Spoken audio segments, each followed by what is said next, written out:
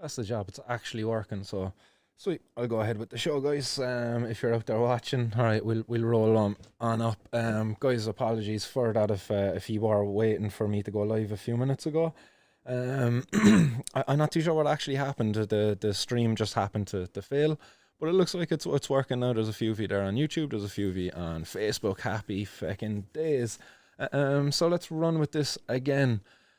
So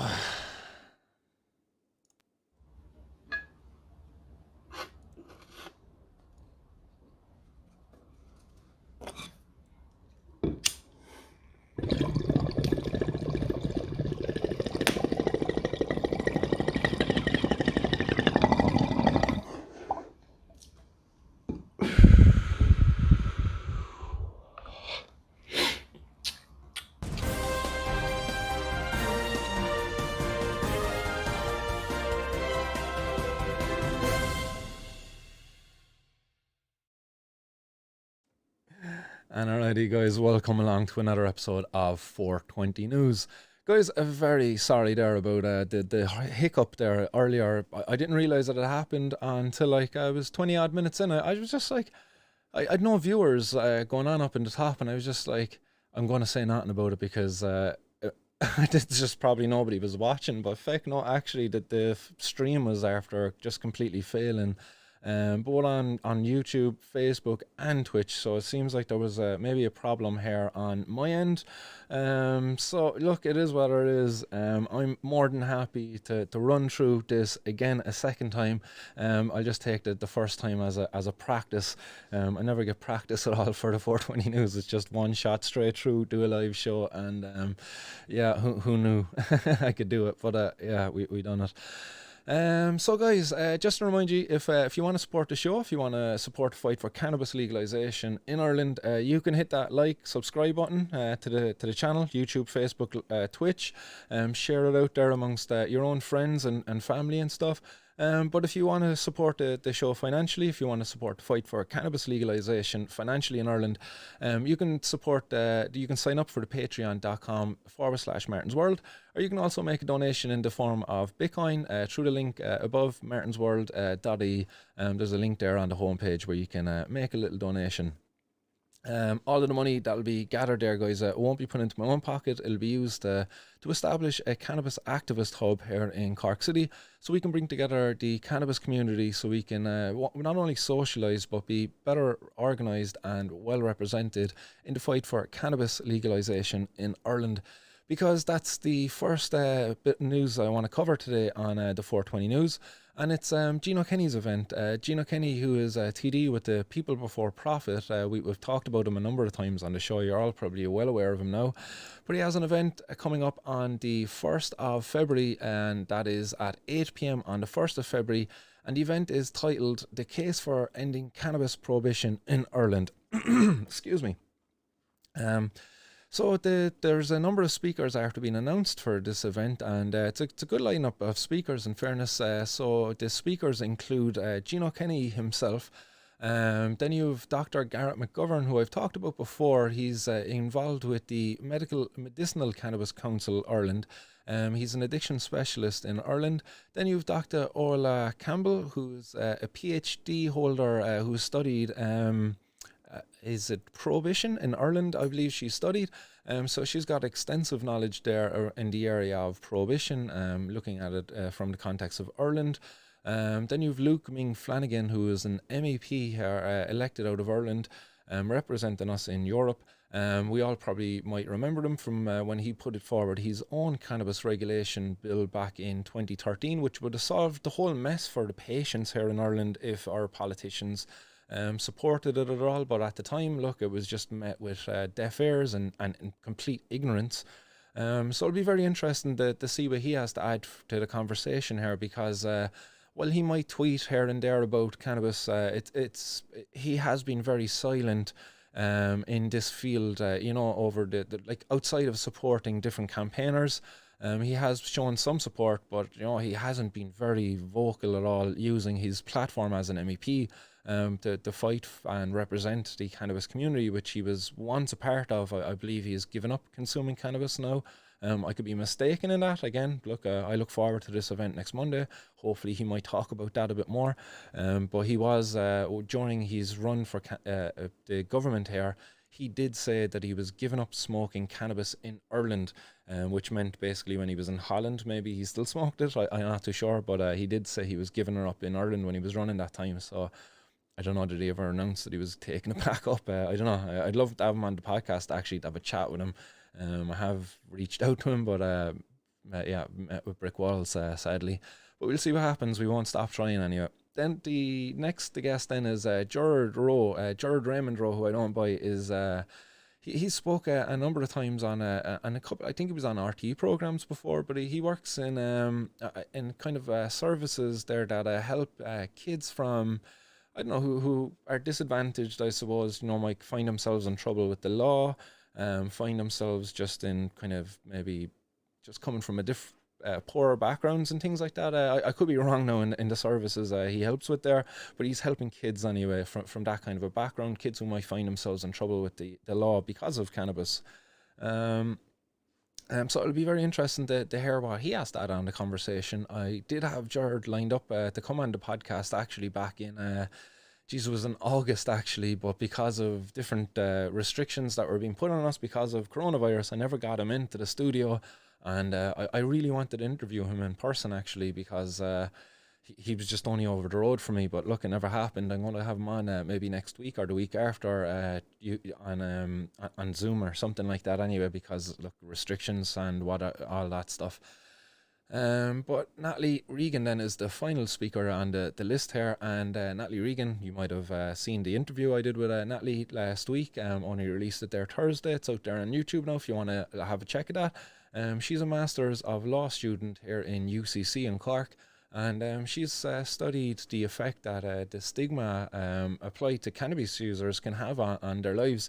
So it was a very interesting conversation with Natalie, and it'd be very interesting to hear what she has to add to this conversation too.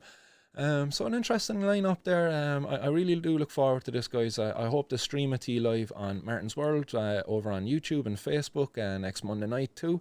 But do definitely make every effort you can to find a link that will be released, I'd imagine, through Gino Kenny's Facebook, Instagram and Twitter page. So do go directly to them, but as I'm watching it, I will stream it to yourselves and have a bit of a chat there with yourselves as the event is going on through the to the chat box and stuff. So I look forward to that. This day next week, guys, put it into your calendar, have your pre-rolls ready. So we'll get on with some other news there, guys, from across Ireland, and it is coming in that the Criminal Assets Bureau here in Ireland, they've told the court of how 2 properties were bought by a Chinese organised crime gang with the proceeds from a cannabis farm.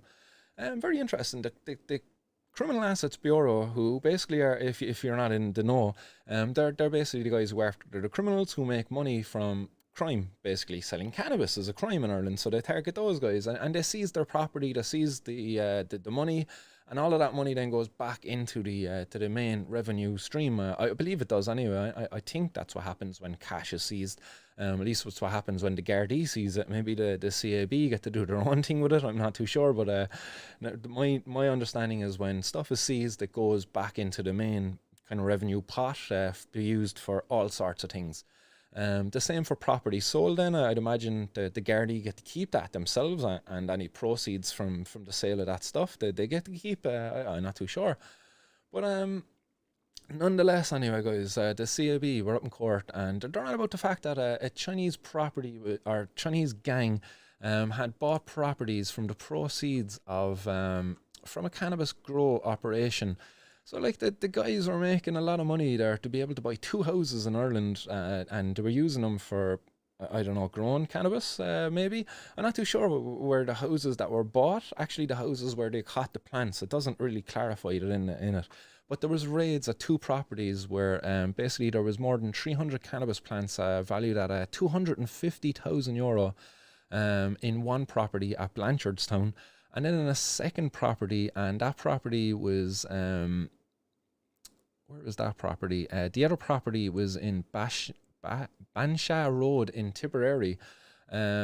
So yeah, and oh yeah, there was no cannabis plants found in that. Oh no, there was. Jesus, there was 237 cannabis plants found in that. So in all, there was 537 cannabis plants found in the two properties that were being operated by one gang. And basically, the court was told how one of the properties had been operating for around 40 months, and the profit margin from that property alone was about €2 million from one house. From one house in the space of 40 months, a gang was able to generate €2 million. So why wouldn't they? Why wouldn't they? Like, come on, like if there's a case for fucking why we end cannabis prohibition, it's this. Is it basically a gang can come into Ireland, the Chinese gang, I don't know, the triads, Yakuza, I don't know, maybe it's just a bunch of Chinese people who the boys are trying to call them a gang. But they were just a bunch of buddies with money, and they were just like, lads, in Ireland, if we grow 300 cannabis plants, we can make $250,000 every time we crop out. Like that's tremendous. Like that's ridiculous. And that's going at €800 a plant. If they grow those plants well, you know, they could definitely boost that up, like, because €800 a plant. But in Ireland currently, you'll easily get about, I don't know, €300 an ounce. If you were selling it in ounces, people will take the hand off you for €300 an ounce. So if you grow one plant and it has 3 ounces and you manage to keep that your average, man, you just beat that value there that the cops have given it. So the potential value is actually higher here. The potential, like, return in revenue for if we were to legalize and regulate this is huge. Like, it's huge. In the 2 million there in 40 months, if we were to put, like, just say a 20% tax on it, just to keep the calculation simple, like that's €200,000. Like that is a crazy amount of money that we could be making. But instead we've revenue officials, the Criminal Assets Bureau, all of these guys that are operating against wasting money, trying to fight this stuff, but they're not fighting it, they're losing it. Cannabis is won, the war on drugs is lost. Jeez, like, the sooner we end this, the better, because these crime gangs are only getting more powerful as the days go on, because they're making so much bloody money. Like, it's ridiculous how much money is being made by these guys. There was monies also frozen in bank accounts, mobile phones, computers, and other documents seized. There was also a solicitor's office raided in this as well, because the solicitor was used to buy the two houses, I'd imagine. So very interesting. Like, but like, why isn't the conversation that we can make so much money from this? Why isn't the headline talking about this? That the gang was so, like, lucrative, that the government should just step in and regulate this so that these gangs can't operate in the way in which they are. Where I don't know, are these guys involved in slave labor where they're bringing in the Vietnamese? If it's a Chinese gang, sure they're in the vicinity anyway. Like, it's not too far to get to Vietnam. Herd up a couple of young fellas down there who want to go to Ireland, get an opportunity to make a bit of money to fund their village, to their family, whatever, back home in Vietnam.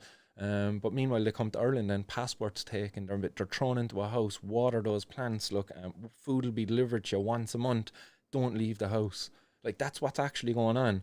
And these guys are making tremendous amounts of money then because of prohibition.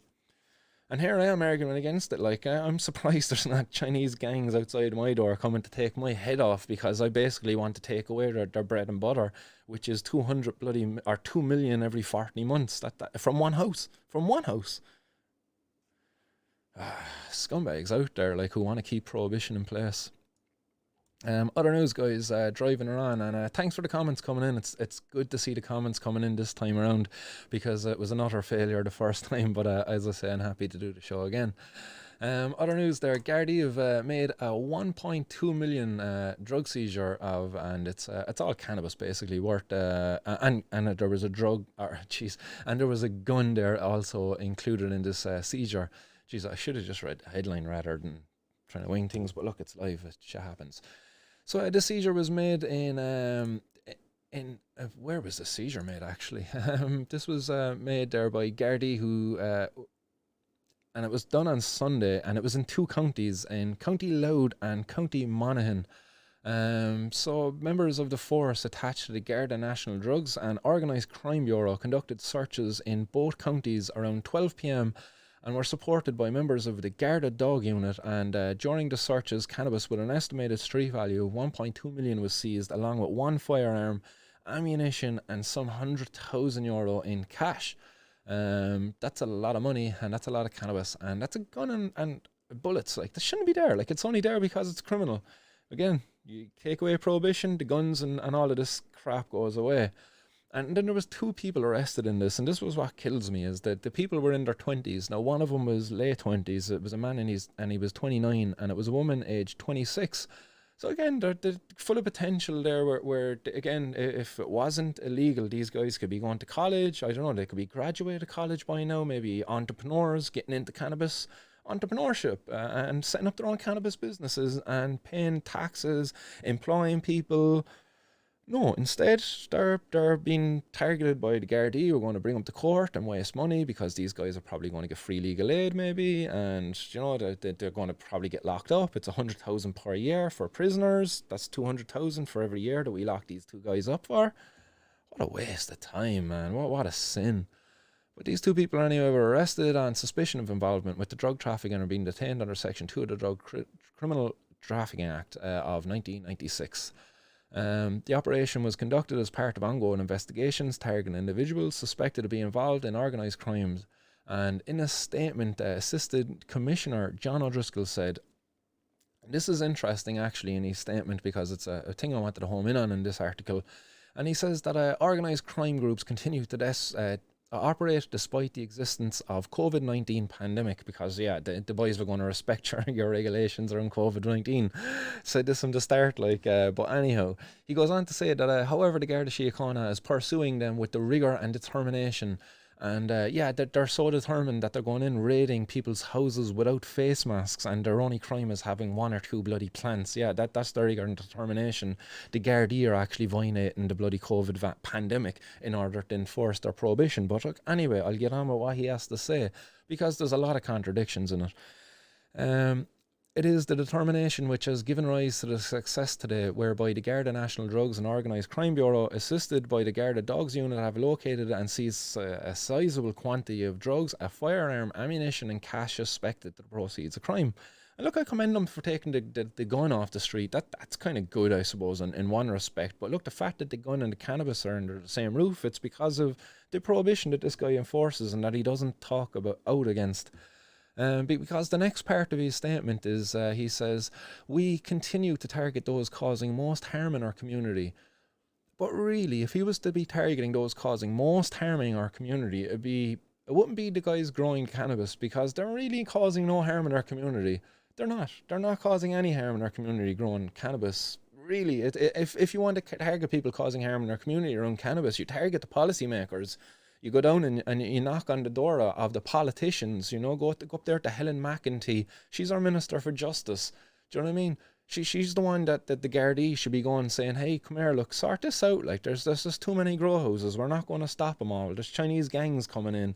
There's the bloody paramilitaries. There's just all sorts of guys getting involved in growing cannabis, and there's violence as a part of it. Whereas that's not happening with alcohol, which is regulated and sold from off licenses and things like that. But no, the Gardaí don't do this, So really, like, if this guy was to be honest in who he was targeting, he's not targeting those causing most harm in our community, because the guys growing cannabis, they're not causing the most harm, in fairness.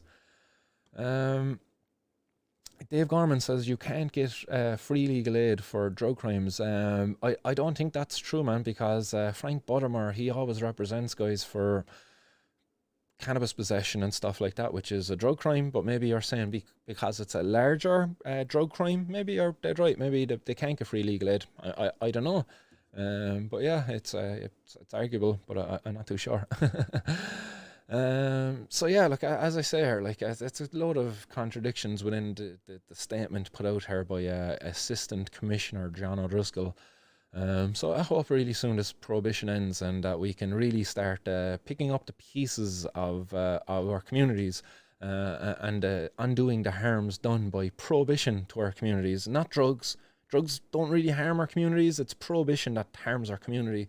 Because it's prohibition that creates drug dealers. It's prohibition that makes drugs being sold out of the corner terrace house, and where cannabis growers are bypassing electricity, putting entire neighbourhoods at risk. Do you know, that's prohibition. That's not drugs. So really, like, if you want to target those causing most harm in our community, it's you target prohibition, Gard. Sorry. Onwards we go, because I'll rant on about that for too long. The next bit of news is coming from County Longford, where there was 130,000 worth of cannabis plants seized in a County Longford growhouse. So again, €130,000 worth of cannabis plants in one house. One house, €130,000.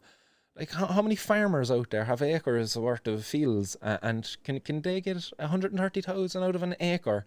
Like, I'd imagine if there's a farmer out there who could produce €130,000, like, in money coming back to him from 1 acre, he would probably be very happy. I don't think they're getting that for an acre, but yet cannabis growers can get it out of one house.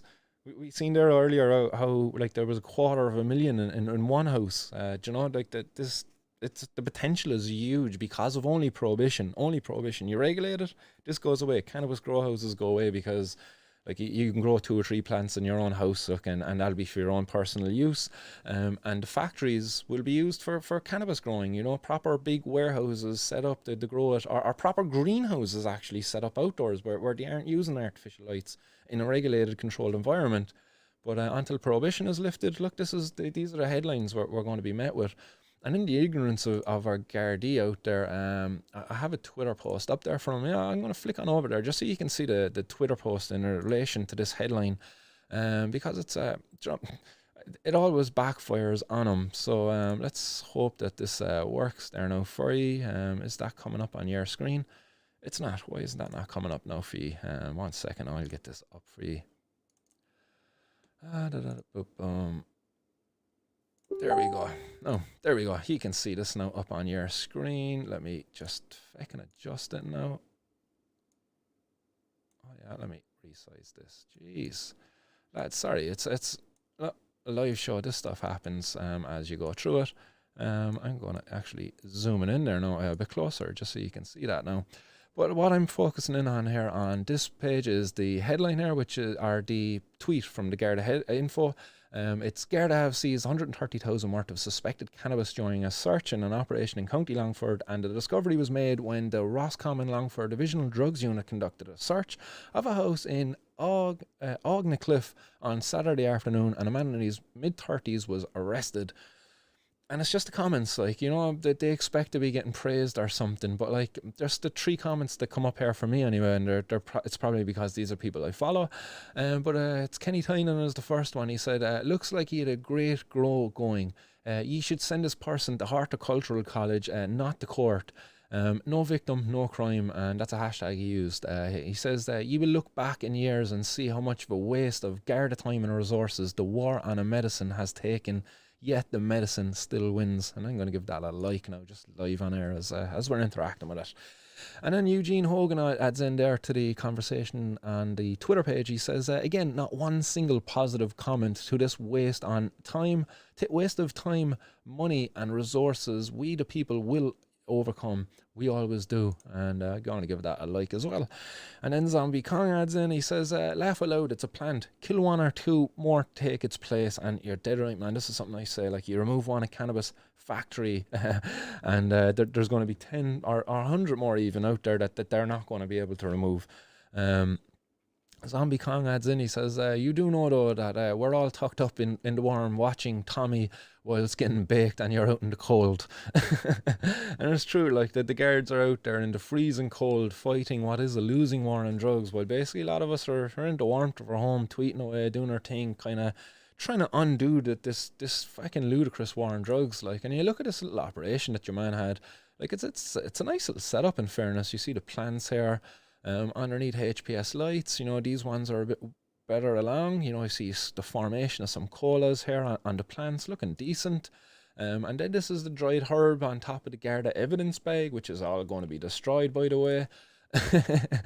You hope it is anyway. I wonder, is there a few snaky nugs after being whipped by a few green-fingered crafty old Gardaí, you know, who like the bit of herb themselves? Because I have to think that there's probably 1 or 2 guards out there in the force who like it, because there's 100% there is more than 1 or 2 Gardaí who like the cocaine. And obviously because of the force, they get drug tested and everything. Cocaine is going to be the drug of choice for Gardaí. It comes out of your system quicker. They're not too fond of the old cannabis because, you know, our stoners, you know what I mean? We're bad for society. We question things a bit too much, maybe.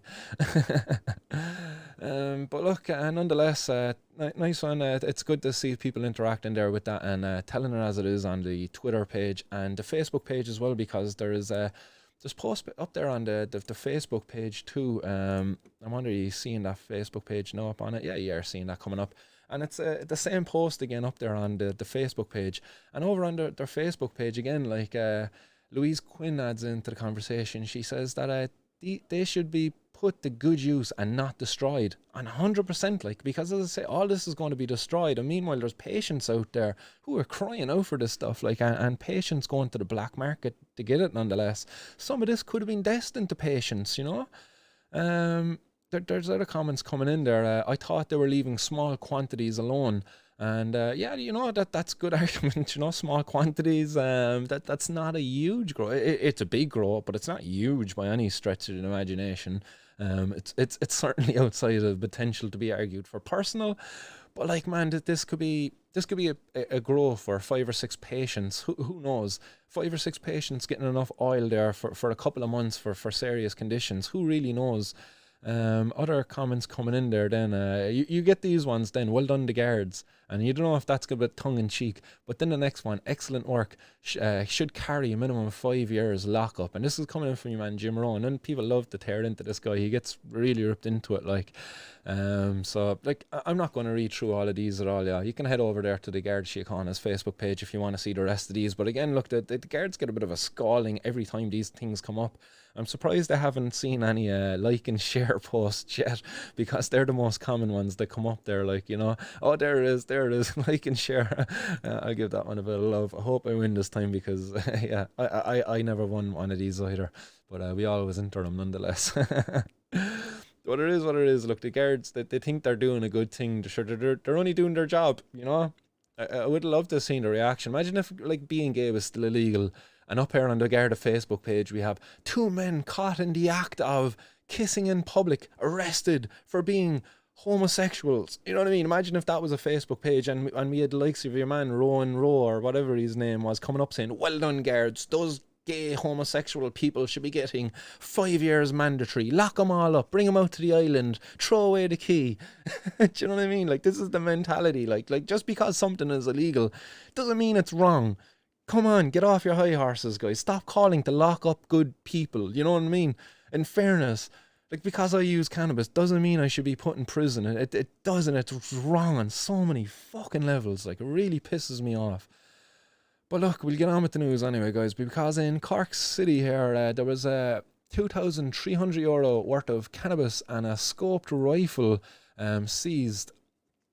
Oh, excuse me, getting a bit of cotton mouth kicking in there because I had 1 or 2 bang hits before 4:20. But you see here the rifle along with what looks to be a terrible bag of cannabis. I'm going to make it a little bit bigger there on the screen just so you can see this. But it looks fucking terrible, in fairness. Like, look at it. It looks like a load of oregano or something. It looks grinded.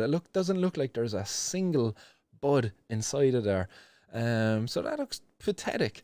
So this was coming from a raid down in Middleton here in County Cork, and the guards also found that rifle, which was a scoped rifle, and those drugs now, that cannabis, which is probably going to come back at it's fucking oregano or something. It definitely is oregano. Look at it, like, it looks terrible.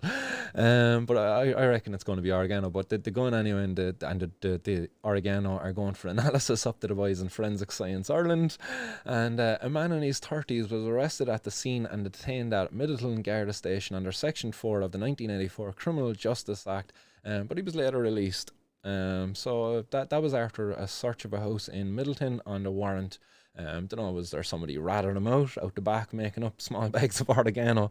Maybe he sold a bag of oregano to somebody and they just ratted him out. I don't know, but that looks like fucking oregano to me.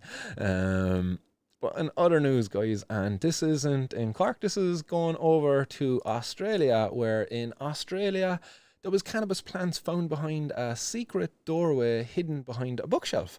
In interesting news, look, it's coming out of Australia. So this was in southern Australia from the northeast of Adelaide, where the police made a discovery of a secret underground room. And the police said the discovery was made as officers searched separate properties at Greenwich and Port Wakefield on Sunday as part of an investigation into the activities of a group involved in the trafficking and cultivation of cannabis. They allegedly found a hidden doorway which could only be opened electronically behind a bookshelf inside the Greenwich property in Adelaide northeast. Police said about 65 cannabis plants were found behind the doorway in what appeared to be a nursery-style setup. And then another 99 cannabis plants were allegedly found in 5 separate grow rooms at a Port Wakefield property also. So I'll bring up the image here of the door just so you can see it yourselves, guys. And I'll just gonna, yeah, nice one, Emmeline, there for sharing the stream. Shout out there to Emmeline. For sharing the stream. Just wanted to see who that was, but again, just to give you that photo. You see the bookshelf, you see the doorway then hidden in there behind the bookshelf. Like cool little setup, in fairness. Like, I'd imagine this doorway then leads to this underground room where the cannabis was being grown. Really cool. I don't know, is the wires and all this stuff here then to the left in the photo? Is that the electronics controlling the doorway and the grow underneath? But man, it was a really cool setup. In fairness, like I would love to be able to be working in a setup like this, or to be able to set something up like this. Oh man, what would be cool. And then they have a photo there as well of the 99 plants, what look to be in kind of a, I don't know, is that a vegetative kind of state? Or maybe just early flowering, actually. Yeah, all cramped in there as well. So like just focusing on like high density planting. So yeah, you know, I'm just more blown away by this. Like that just blows me away. That level of sophistication. No, I will not discredit any cop who turns around and says this is a sophisticated grow operation, because it is. It's a fucking sophisticated one. They have an electronic doorway. That's sophisticated, man. To me anyway, it is. That's really cool. So the South Australian police, they made a comment there. So it comes in from the Detective Chief Inspector, Darren Fulk. And he says the levels of sophistication with respect to the secret underground room at the Greenwich property and the manner in which the grow rooms were set up at the Port Wakefield property highlights the extent to which individuals and groups will go in an effort to avoid detection.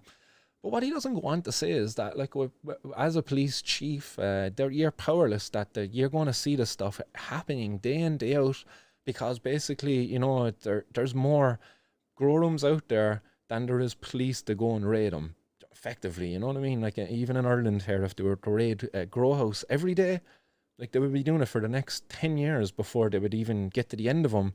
And that's just the ones that are set up today. You know, as they were raiding them, more will be set up, which means that prolongs the battle. I don't think there's ever going to be a time, I don't know, maybe the new meters they're putting into houses, the ESB bloody electronic meters, that will kind of give insight to who's growing cannabis or not, because it seems the level of detail that they can get out of your houses because of those meters is going to be problematic for growers. I don't know. But look, it just needs to be fucking legalized and regulated once and for all, because really, like, with this kind of setup, like, it really goes to show what kind of a losing battle the authorities are out there, because they can barely afford to pay the police a proper bloody salary. I know they get paid okay, but it's not good by any stretch of the imagination again. So yeah, nice little setup here, in fairness, but you know, it could definitely be better if it was legal, if it was regulated, because it could be done outdoors, and maybe even in a greenhouse, much more spread out, maximizing the potentials of the plant rather than high density, high plant yielding like this. So yeah, onwards we go, guys, and it bringing us back to the UK. Where in the UK there was a man with 53 cannabis plants and who stole electricity, and he was spared a jail sentence. And this man was caught with the cannabis plants in a house in Southampton back in May. And as he was before the judge, it was argued, you know, that he should be given a suspended sentence and stuff, and he kind of was, actually. In the end, he got a 2-year suspended sentence for 53 cannabis plants, and he was stealing electricity. It's estimated that he stole around just under £900 worth of electricity. But still, nonetheless, a 2-year suspended sentence. Now, in fairness, he got 300 hours of community service, and he had to do a drug education thing, which was another 15 hours, and he also had to pay a £500 fine. But still, in fairness, he was a roofer. He probably unemployed because of the corona. I'm not too sure. Like, people aren't getting their roofs done at the moment because people probably don't have money. So yeah, maybe he just took the groan for whatever reason. His defense argued that he had kind of undergone like mental health problems because of a breakup in a relationship and things like that. But nonetheless, like, he was growing 53 cannabis plants. He said himself he wasn't in it for financial gain. That wasn't the reason he was doing it. So I'd imagine the cannabis was helping him and to deal with like just the troubles of life. But maybe he was helping other patients, The article doesn't outline that the argument wasn't made in court. So look, I'm just kind of speaking out of turn maybe here. But nonetheless, that was a very good outcome here for your man. Because he didn't get a jail sentence, 2 years suspended for 2 years. Similar to the outcome of Philip Anthony Bevington, who had 26 cannabis plants, and he was growing for his own medical condition where he had a stage 4 terminal kidney disease. He got a 2-year suspended sentence as well, and that was in the UK also. So very interesting there. Two similar outcomes to cases. Wonder is this things to come. Maybe people aren't going to get locked up anymore in the UK for growing cannabis, even on this kind of a scale. It'd be really cool if they did, and just effectively decriminalise it. And then maybe the government might set something up. But look, let's see what happens. And you see some comments coming in there, complimenting the last Scrogro. Nice one, lads, for the comments. And other news there, guys, coming in, and it is from Liverpool, where in Liverpool you see these plants here. These plants were found in the loft of a terraced house, where in the house there was also 4 other bedrooms that were kitted out to basically grow cannabis. So one house where 5 rooms in the house, effectively 4 bedrooms, and the loft room were being used to grow 329 cannabis plants. A lot of cannabis plants in one property, so a lot of potential there for money for whatever person or organisation that was operating it. But nonetheless, there was a 22-year-old man, a young boy, an old boy, I don't know, young boy, 22, like, come on, like, are you a man yet really at 22? Do you know, you're just about getting hairs in your chest. But like a 22-year-old getting caught with 329 cannabis plants, that's a large amount of cannabis plants. He was not operating this. He was only in there maybe just watering the plants. Like, he was just like, there's the keys, go down there, water that plants, and we'll be back when it's ready for harvest time, and somebody else is going to come in and harvest it. The guy who owns it, the guy funding it, the top dog, he was never going to get caught with it, and they never do. It's the 22-year-olds, the 26-year-olds, the 29-year-olds. It's the addicts. It's the people, the users.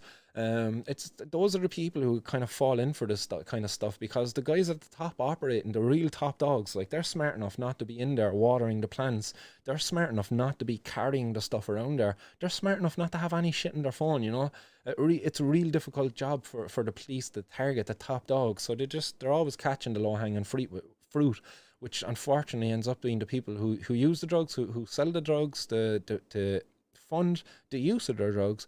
There's people who are just straight up addicted to drugs, or just people who who are opportunists, take opportunities.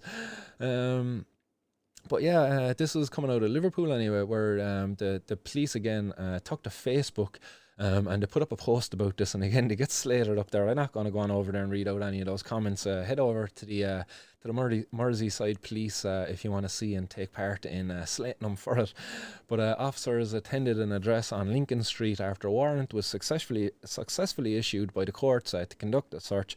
Upon entering the premises, a 22-year-old male was located and arrested on suspicion of cultivating of cannabis and abstract electricity. After officers located a total of 329 cannabis plants split over 4 upstairs rooms and the loft space. So like here you see the plants, young plants probably starting their growth into the flowering cycle. But like, yeah, I see some comments coming in there saying the attic is a bad place to grow. The smell will go through the row of houses. Interesting, but like you can see the ducting, man, set up here. I'd say they've got some powerful ventilation with a really good carbon filters set up. So I don't think they have to worry about the smell there at all too much. But yeah, that's coming out of Liverpool there anyway. So that's the headline there anyway for yourselves. And there's my beautiful face again. Other news, guys, coming in from this is coming in from Wales then, and it is coming in from Briton Ferry, which is a town in Wales, where cannabis raids find stolen dogs. So there was raids carried out, I'd imagine, because of investigations to do with the growing of cannabis. But the headline, again, it really pissed me off, the headline. It was Briton Ferry raid finds stolen dogs and cannabis factory. So they're calling it a cannabis factory, but if, you know, there was just a couple of plants or whatever there. It doesn't actually say within it, the article, how many plants were found. But a number of stolen dogs and a cannabis factory were found during a weekend raid. The South Wales Police and the Dyfed Powds Police carried out a cross-border investigation which led to the raid on a land in Briton Ferry area near Neath on Saturday, January 23rd. A spokesperson for South Wales Police confirmed that all the dogs have been returned to the rightful owners and investigations are now continuing. What really annoys me about this, guys, is that there wasn't an investigation in the first place because of the stolen dogs. Excuse me. You know, if you ring the guards about your stolen dog, oh yeah, no problem. Geez, that's terrible. No problem. Bye. That's all that's going to happen. There is no stolen dogs unit. You know what I mean? There's nothing. There's a drugs unit for sure. If you ring the guards and you say, hey, I think my neighbour's growing cannabis. Oh yeah, really? What's your address? No problem. Who's your neighbour? How many people in? Like they'll do something. And I guarantee there'll be probably somebody up outside your neighbour's house. I don't know, within 24, 48 hours, however long it takes them to put the information forward to a judge to get a warrant to carry out the raid on the house. Do you know? But if your dog gets stolen and if it's down in, and again, apologies to travellers because I'm just speaking from my own experiences when my dog got stolen before and he was down in the site. I could tell him exactly what bay in the Halton site up here in Ballyvolane that the dog was being held at. The guards wouldn't go down. They would not go down. Oh, we're a bit busy there at the moment. We've no cars in the area. There'll be a guard get in contact with you in a couple of days about this when we're not as busy. In fairness, but yet, you know, a cannabis factory, not a bother. We'll go after that. Guys, my dog was my best friend. He was like a brother to me. Like, do you know what I mean? It's very, like, really, like, he was like a sibling to me. I loved my dog, and that's the reaction you get. Like, really, who would help him when they go out and raid a cannabis factory? The cannabis addicts? Come on, like, in fairness, they're helping nobody.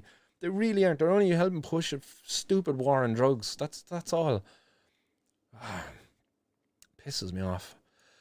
But anyway, we'll finish off on a bit of a positive note, guys, because we're getting into the end of the 420 news, and the final headline today is that cannabis companies are ready to roll. And I definitely think there's a pun intended in that. And this is a headline that was coming out of the Wall Street Journal. And it's really good to see the Wall Street Journal, which, again, like I don't know much about publications or whatever, but it sounds to be like a pretty well-to-do publication, the Wall Street Journal. But they've been putting out a lot of articles lately about cannabis and the cannabis stock market and how well it's doing, and some of the downfalls too that happened within the cannabis market, where there was companies kind of basically just taking people's monies and pushing these ideas that were never going to really take hold, but nonetheless people wanted to invest into cannabis, and there was people more than happy to take that money. But the Wall Street Journal, anyway, they covered this, where they were basically talking about the fact that within the first month of this year, the Cannabis Stock Index, which basically it tracks all of the cannabis stocks on the US market, they're talking about the fact that they've climbed 35% since the start of this year. So collectively, there's been a 35% increase. So what they're saying here is, if you've invested 100 quid in one of these stocks, if you could potentially have made 35 quid in the space of a month. That's really good, and that's a nice investment there. Seems like cannabis is a really good investment, and yeah, that's a nice positive thing to be kind of closing out the show on. It seems like that all of this positivity within the stock market is because of the change in the Senate and because of the ever increasing sales of cannabis in the US. People just can't buy enough of it. The sales are just going up month on month. It's really good to be reporting on that kind of thing. So I hope I get the report on it here from Ireland really soon. That maybe Gino Kenny is successful sooner rather than later, and that maybe January 2021 we could see Ireland's first like legal cannabis sale. I don't know. I'm just going to throw that out there as a real. I don't know. Is that a pipe dream? Like that. I think that's potential. Like that could happen. January 21st or January 2022. Sorry, January 2022. Ireland's first cannabis sale. Who knows? Let's see. Let's see what happens. But I'm gonna pack me up a bowl, guys, and I'm gonna read out some of your comments out there because I see a lot of comments flying in. I see a couple of them repeating themselves. I don't know, is the system having a bit of a fart attack out there? But yeah, got me a bowl packed up anyway, ready to go, guys. I hope you've been blazing up out there. It's a pleasure as always, guys, to be presenting the 420 news to you. I really do enjoy it. I do. It can be stressful at times to put it together and to do a live show. It takes up a lot of my time, but I'm happy to do this. It makes me feel like I'm doing something anyway. So yeah, let's keep it going anyway. And thanks, guys, for all your comments. I have a bowl packed up. I'm going to hit it in a couple of seconds. But a couple of comments coming in there from you guys outside. Just scroll to the top. Dave Gorman says 53 cannabis guy must give the judge a handy job. He must give him a handy job. Yeah, a handy job. Is that what you're saying? Give him a hand shandy. You could be right. Mr. Scooby-Doo says he'll be a mighty gardener someday, and that's going out to the cannabis gardeners there. I think that might have been to the Longford crew, who knows? But yeah, man, I think a lot of these cannabis growers, they should be being educated and skilled up in horticulture, growing some fine, legal and quality product. But instead, look, they're criminals, and they're not skilling up because none of the skills that you get from the black market really can be used in a legal market as such. Like for example, if cannabis is legal in Ireland tomorrow, and you're growing cannabis for the last 10 years, how can you prove it? How can you prove it? How can you go to your employer who might be setting up a legal cannabis company in Ireland and say, yeah, I've been growing cannabis for the last 10 years. Well, how can you actually prove it? You have photos. Photos? Anybody can have photos.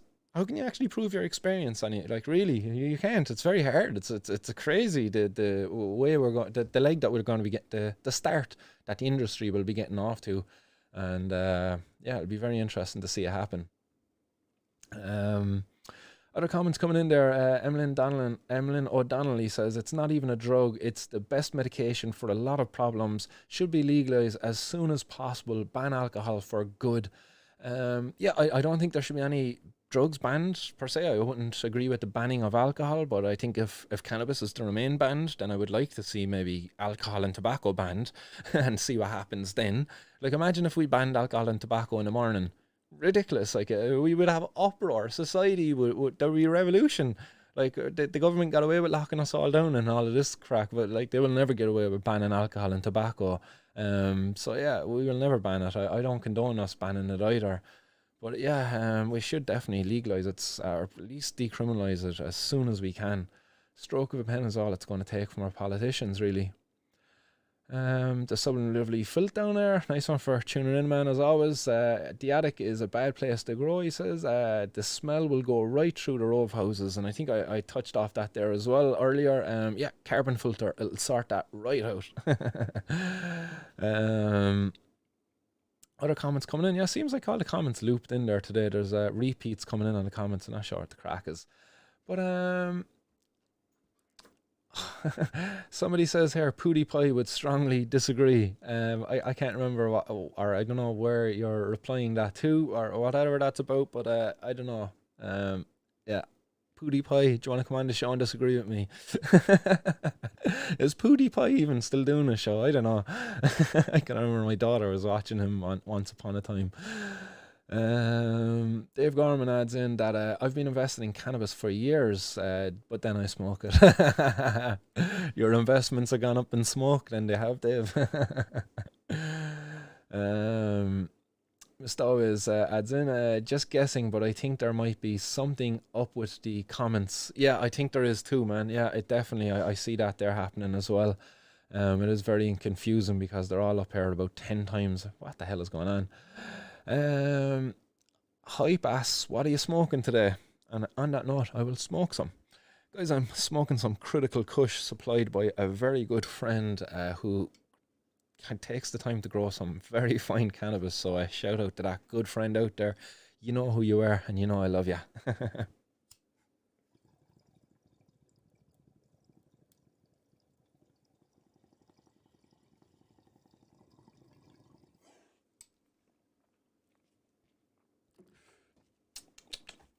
Yummy. Critical Kush. Nice and tasty. Very strong indica though. Gives a very good couch lock effect. So it's nice for the evening time. Other comments coming in there. Monshore Fudge, he says, rip a bowl for me. Monshore, that one there was for you, but excuse me. Mr. Scooby-Doo adds in, keep up the good work, lad. Nice one, Mr. Scooby-Doo. Much appreciated. And it's good to see that you put in Mr. there, so at least I can say you're a guy, I assume. At least you identify as a guy. Excuse me, guys. If you don't choke, or if you don't cough, you actually even getting stoned. Excuse me, guys.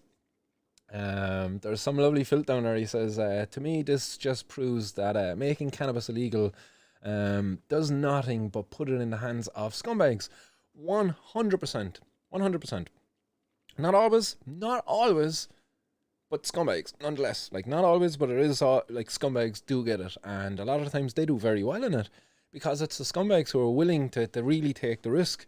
Do you know, there's just, if you were to think about it, you know, like, the guys who done well in alcohol prohibition, it wasn't the guys who were being really nice and giving it at a low price and who were being forgiven to people who weren't able to cough up the money, you know?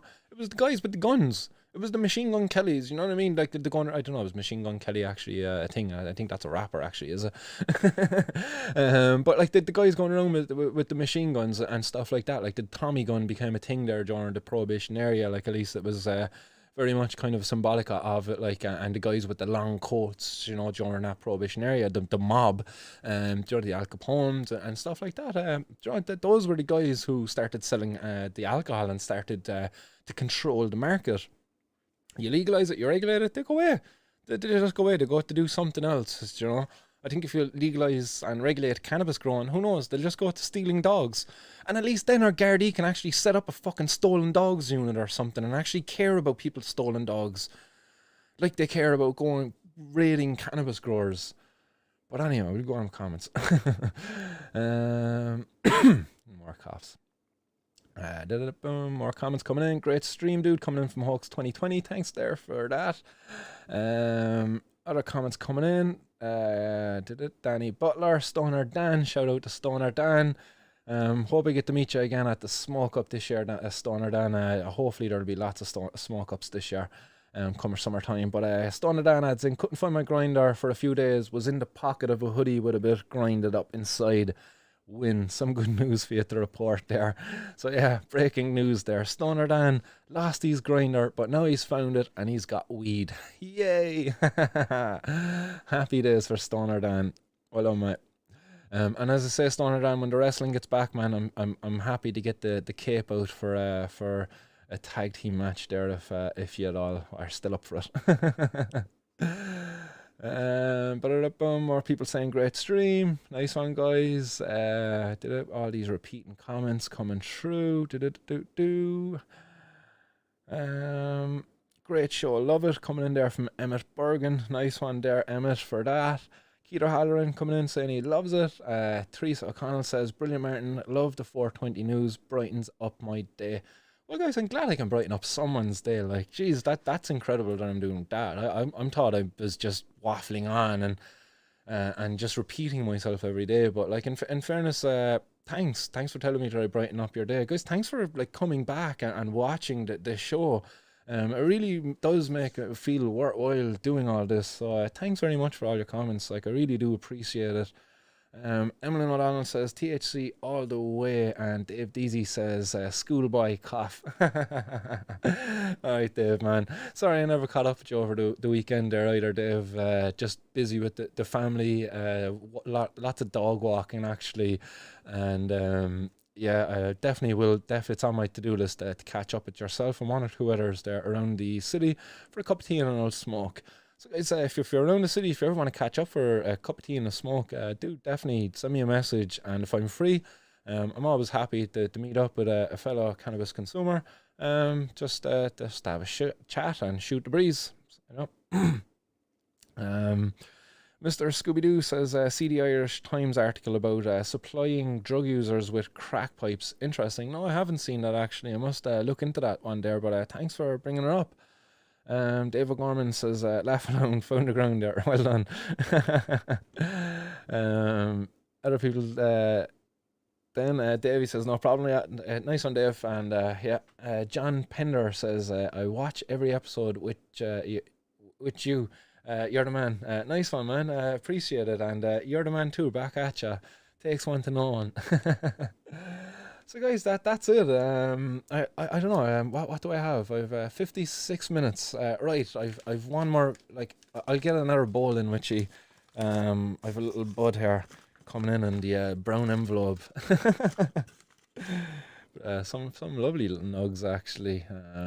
Jesus, will I make my screen bigger? I'll make myself bigger on the screen. I can't lock it. It's locked.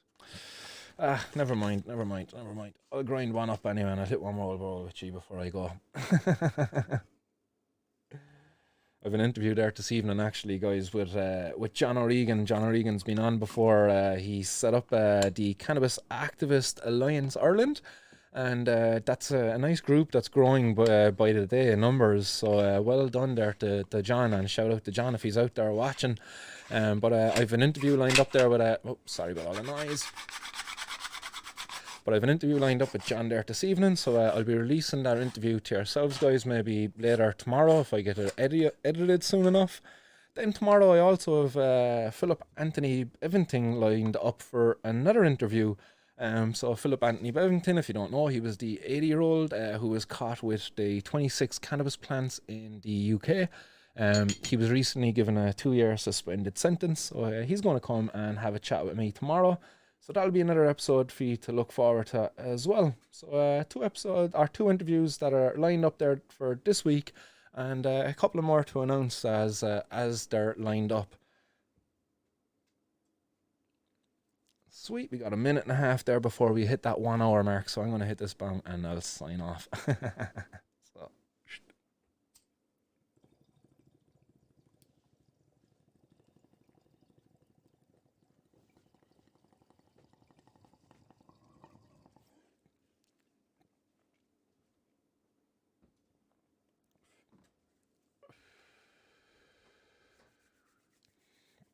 So guys, thanks very much everybody for your comments today. I see one or two last comments coming in.